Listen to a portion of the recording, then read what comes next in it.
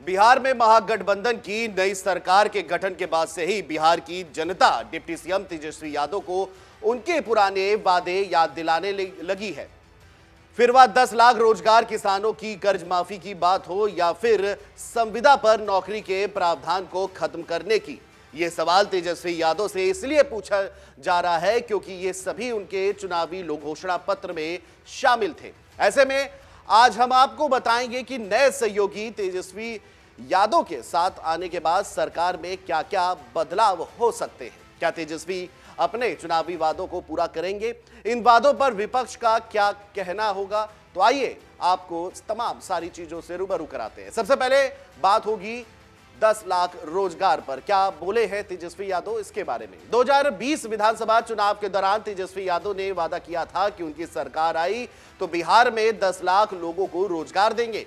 तेजस्वी ने 27 सितंबर 2020 को ट्वीट किया था और लिखा था, पहली कैबिनेट में पहली कलम से बिहार के 10 लाख युवाओं की नौकरी देंगे। बिहार में 4,50,000 रिक्तियां पहले से ही है।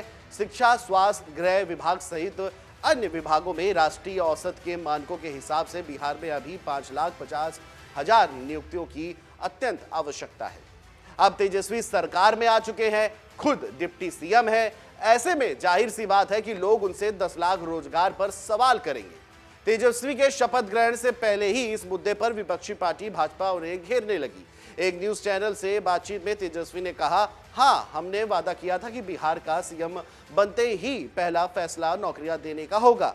अभी मैं प्रदेश का डिप्टी सीएम हूं। मैंने सीएम नीतीश कुमार से बातचीत की है। 2 दिन से हमारी चर्चा हुई है। हमारी उनसे बेरोजगारी को लेकर के चर्चा हुई है। वो इसको लेकर बहुत गंभीर भी है। एक अन्य बयान में तेजस्वी ने कहा कि अभी तो विश्वास मत बाकी है। हम लोग कोशिश करेंगे कि ज्यादा से ज्यादा लोगों को नौकरी दे सके। 4 से 5 लाख लोगों को कम से कम नौकरी दी जा सके। वहीं एक और बयान में तेजस्वी ने कहा कि 10 लाख रोजगार का वादा हम पूरा करेंगे। जब मैंने ये वादा किया था तब कहा था कि ये मुख्यमंत्री जब बनूंगा तो ये वादा पूरा करूंगा। अभी तो मैं उप मुख्यमंत्री हूं। तो आइए अब हम आपको बताते हैं नीतीश कुमार ने इसको लेकर के क्या कहा। तेजस्वी के 10 लाख रोजगार दिए जाने के वादे पर मीडिया से मुख्यमंत्री नीतीश कुमार से भी बातचीत हुई, सवाल किए गए। उन्होंने कहा, हम लोग तो ट्राई कर ही रहे हैं, पहले से ट्राई कर रहे हैं। जो पहले से दिया है हम फिर से कह रहे हैं कि अधिक से अधिक रोजगार देंगे। तो आइए अब हम आपको बता दें और कौन कौन सा वो वादा करेंगे तेजस्वी और नीतीश पूरा, इसको लेकर के भी अब चर्चाएं जो है वो जोरों से हो रही है। किसानों का कर्ज माफ होगा। 2020 विधानसभा चुनाव के दौरान तेजस्वी यादव ने किसानों की कर्ज माफी का भी ऐलान किया था। कहा था कि उनकी सरकार बनती है तो वह किसानों का कर्ज माफ कर देंगे। अब उनकी सरकार बन चुकी है। ऐसे में कयास लगाए जा रहे हैं कि कैबिनेट की पहली मीटिंग में वह किसानों की कर्ज माफी को लेकर के बड़ा फैसला ले सकते हैं।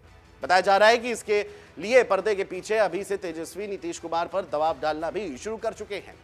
दूसरा वादा जो है वो ये है कि संविदा भर्ती प्रक्रिया समाप्त करना। तेजस्वी यादव ने संविदा भर्ती प्रक्रिया को भी निरस्त करने का एक बड़ा वादा किया था। कहा था कि सरकार बनने के बाद सभी विभागों से निजीकरण को समाप्त कर दिया जाएगा। इसको लेकर एक न्यूज चैनल ने तेजस्वी से बात करने की कोशिश भी की, हालांकि उन्होंने इसका कुछ साफ साफ जवाब नहीं दिया। कहा कि अभी तो सरकार बनी है, आगे देखते हैं क्या क्या हो सकता है। बिहारियों को नौकरी में 85% का आरक्षण, यह भी एक वादा किया गया था। राजद ने 2020 विधानसभा चुनाव के दौरान वादा किया था कि उनकी सरकार बनी तो वह बिहार में निकलने वाली नौकरियों में 85% बिहारियों को आरक्षण देंगे। ऐसे में संभव है कि इसको लेकर भी तेजस्वी और नीतीश कुमार की सरकार कोई बड़ा फैसला ले सकती है। चौथा वादा था युवाओं को बेरोजगारी भत्ता देने का। तेजस्वी यादव ने युवाओं को बेरोजगारी भत्ता देने का वादा भी किया था। कहा था कि सरकार बनने पर हर माह युवाओं को 1500 रुपए बेरोजगारी भत्ता दिया जाएगा। आर्थिक तौर पर सभी बिहार की स्थिति जो है वो काफी कमजोर है। ऐसे में इस वादे को पूरा करना काफी मुश्किल साबित होगा। अगला वादा है पेंशन में बढ़ोतरी को लेकर के। राजद ने 2020 के विधानसभा चुनाव में एक और वादा किया था। इस दौरान बुजुर्गों और गरीबों को मिलने वाली पेंशन को प्रतिमाह 400 रुपए से बढ़ाकर 1000 रुपए करने का वादा किया गया था। नीतीश कुमार ने सरकार बनने के बाद इसे 500 कर दिया था। अब तेजस्वी से लोग पूछ रहे हैं कि वह इस 500 को बढ़ाकर 1000 रुपए कब करेंगे। अब सवाल यह भी उठता है कि क्या अपने वादों को पूरा कर पाएगी ये नई बिहार की सरकार। बिहार के राजनीतिक जानकारों का ये कहना है कि वादे करने और उसे पूरा करने में काफी अंतर होता है। वादे राजनीतिक होते हैं, लेकिन जब सरकार चलाने की बारी आती है तो कई तथ्यों को देखकर फैसले लेने पड़ते हैं।